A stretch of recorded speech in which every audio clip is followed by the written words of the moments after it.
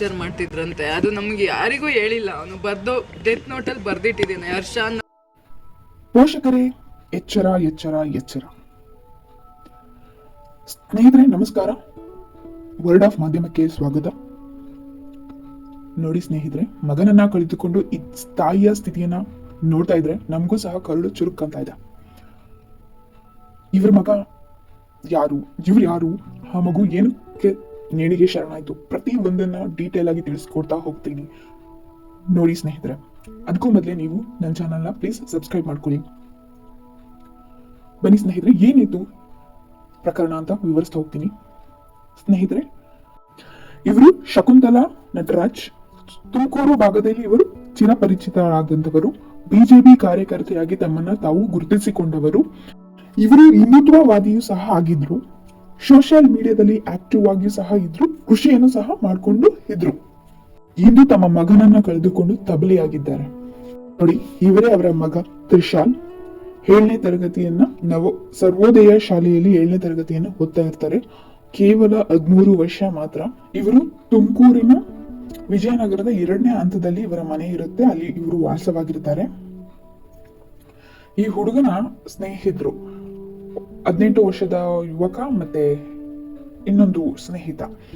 ಆ ಹುಡುಗ ಇವನ್ಗೆ 4,500 ದುಡ್ಡು ಕೊಡು ಅಂತ ಪೀಡಿಸ್ತಾ ಇದ್ರಂತೆ. ಇದರಿಂದ ತೀವ್ರ ಒತ್ತಡಕ್ಕೆ ಒಳಗಾಗಿ ಈ ಹುಡುಗ ಆತ್ಮಹತ್ಯೆನ ಮಾಡ್ಕೊಬಿಟ್ಟಿದ್ದಾನೆ.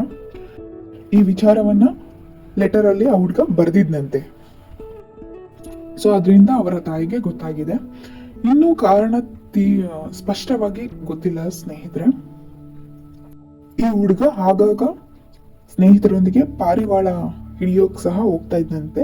ಅಲ್ಲಿ ಸಹ ಸ್ನೇಹಿತರೊಂದಿಗೆ ಸ್ವಲ್ಪ ಗಲಾಟೆ ಆಗಿತ್ತಂತೆ. ಅವಾಗ ಈ ಪೋಷಕರು ಎಚ್ಚರಿಸಿದ್ರಂತೆ. ಈ ಹಣಕಾಸಿನ ವಿಚಾರವಾಗಿ ಮತ್ತೆ ಒಂದಿಷ್ಟು ಗಲಾಟೆ ವಿಚಾರವಾಗಿ ಈ ಹುಡುಗ ತೀವ್ರ ಒತ್ತಡಕ್ಕೆ ಒಳಗಾಗಿ ಈ ನಿರ್ಧಾರವನ್ನ ಮಾಡ್ಕೊಬಿಟ್ಟಿದ್ದಾನೆ. ಬಹುಶಃ ಈ ಹುಡುಗ ಅವರ ಅಪ್ಪ ಅಮ್ಮನ್ಗೆ ಈ ವಿಷಯವನ್ನ ಮುಟ್ಟಿಸಿದ್ರೆ ಈ ಘಟನೆ ಆಗೋದು ತಪ್ಪಾಯ್ತು.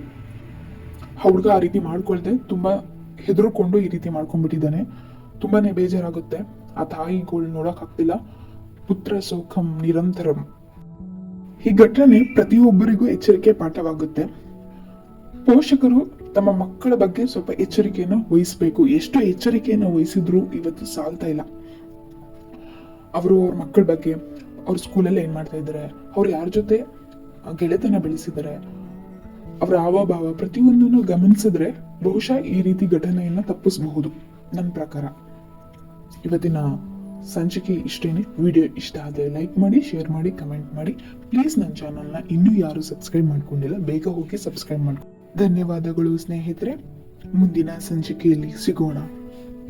ಟಾರ್ಚರ್ ಮಾಡ್ತಿದ್ರಂತೆ. ಅದು ನಮ್ಗೆ ಯಾರಿಗೂ ಹೇಳಿಲ್ಲ. ಅವನು ಡೆತ್ ನೋಟಲ್ಲಿ ಬರ್ದಿಟ್ಟಿದ್ದೇನೆ ಹರ್ಷ ಅನ್ನೋ ಹುಡುಗನ ಹೆಸರು, ಇನ್ನೊಬ್ಬ ಆದಿತ್ಯ ಅನ್ನೋ ಹುಡುಗನ ಹೆಸರುನ. ಅವ್ರಿಗೆ ಶಿಕ್ಷೆ ಆಗ್ಲೇಬೇಕಮ್ಮ, ಅವ್ರು ನನಗೆ ತುಂಬಾ ತೊಂದರೆ ಕೊಟ್ಟಿದ್ದಾರೆ ಅಂತ ಹೇಳಿ ಬರ್ದಿಟ್ಟಿದ್ದಾನೆ ಸರ್. ಏನ್ ವಿಚಾರ ಅಂತ ಗೊತ್ತಿಲ್ಲ. ದುಡ್ಡೇನೋ ಇವ್ನ ಫ್ರೆಂಡ್ ಯಾರೋ ಕದ್ದಿದ್ದ ಅಂತ ಹೇಳ್ಬಿಟ್ಟು ಇವನನ್ನ ಕೊಡು ಅಂತ ಪೀಡಿಸ್ತಾ ಇದ್ರಂತೆ. ಅವ್ನ ಆದಿತ್ಯ ಅನ್ನೋ ಹುಡುಗ ದೊಡ್ಡವನೇ, ಆಲೆ 18 ವರ್ಷ ದೊಡ್ಡವನೇ. ಅವ್ನು ನಮ್ಮ ಮನೆಗೆ ಬಂದು ನನ್ನ ಹತ್ರ ಕೇಳಿದ್ರು, ನಾವೇನೋ ಮಾಡ್ತಿದ್ವಿ, ನಮಗೆ ವಿಚಾರನೇ ಗೊತ್ತಿಲ್ಲ ಯಾವ್ದು. ಅವನ ಈ ಥರ ಅಮ್ಮನಿಗೆ ತೊಂದರೆ ಕೊಡಬಾರ್ದು ಅಂತ